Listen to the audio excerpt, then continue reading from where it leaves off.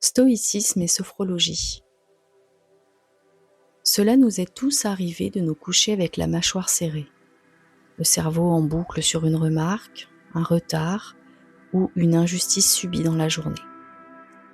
Nous avons souvent l'impression que pour être serein, il faudrait que le monde entier se calme autour de nous. Le stoïcisme nous apprend l'inverse. Notre calme ne doit pas dépendre de la météo extérieure, mais de notre structure interne. Nous n'allons pas changer le monde, nous allons changer notre système de réponse.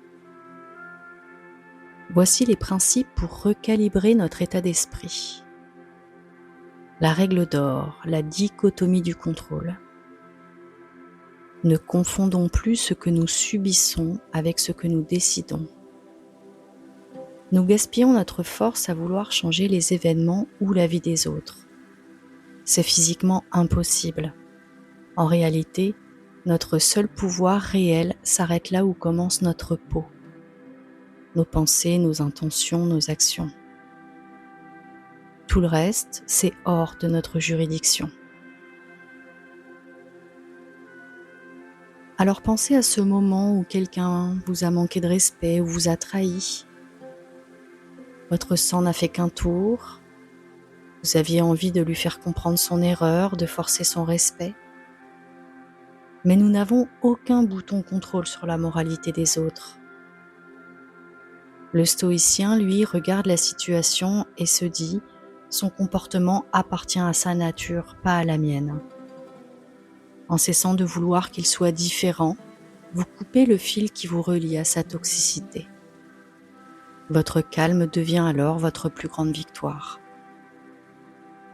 Règle 2. Arrêtons de déclarer la guerre à la réalité.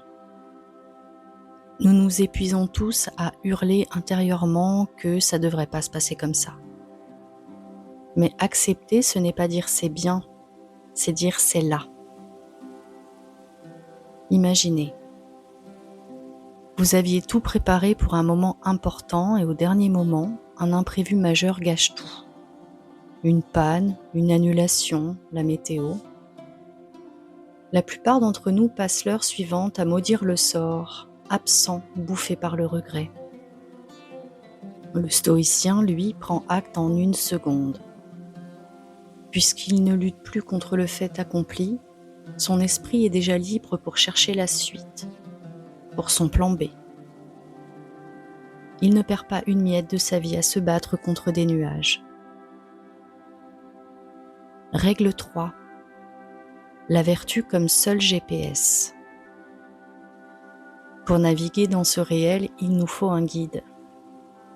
Pour un stoïcien, le bonheur ne dépend pas de ce que nous possédons, mais de notre caractère. Nous courons tous après des trophées, l'argent, le titre, la validation. Mais tout cela peut nous être retiré demain.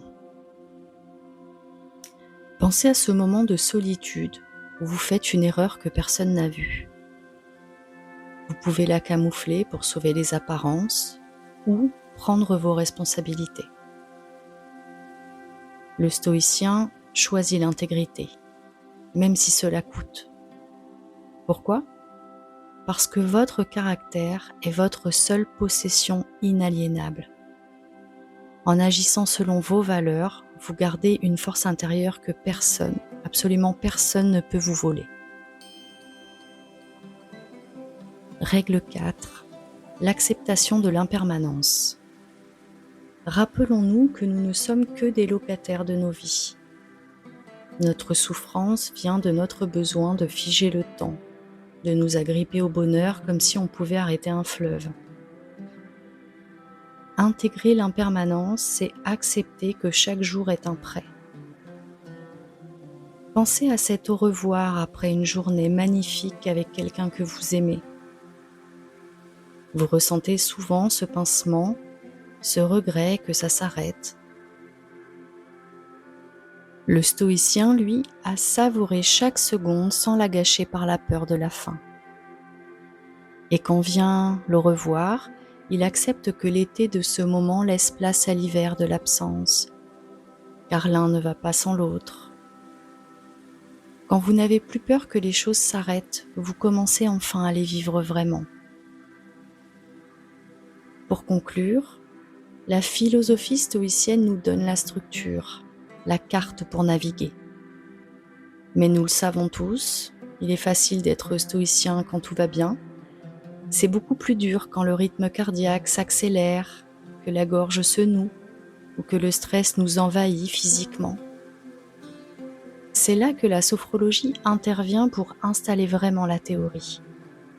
Si le stoïcisme est notre boussole mentale, la sophrologie est notre ancrage. Par la respiration et la conscience corporelle, nous ne nous contentons plus de comprendre qu'il faut lâcher prise. Nous l'apprenons physiquement à nos cellules. Nous apprenons à notre corps à rester cette citadelle dont parlaient les anciens, même en plein orage. En pratiquant, nous ne faisons pas que gérer notre stress. Nous gravons des réflexes de calme dans notre système. Nous apprenons à refroidir notre propre processeur dès que l'alerte retentit. Le stoïcisme n'est pas une lecture de chevet, c'est un entraînement. C'est transformer chaque imprévu, chaque injustice, chaque au revoir en une opportunité de grandir. Alors cessez de lutter contre le vent. Apprenez enfin à diriger votre voile. Votre équilibre n'est plus une option, c'est votre décision.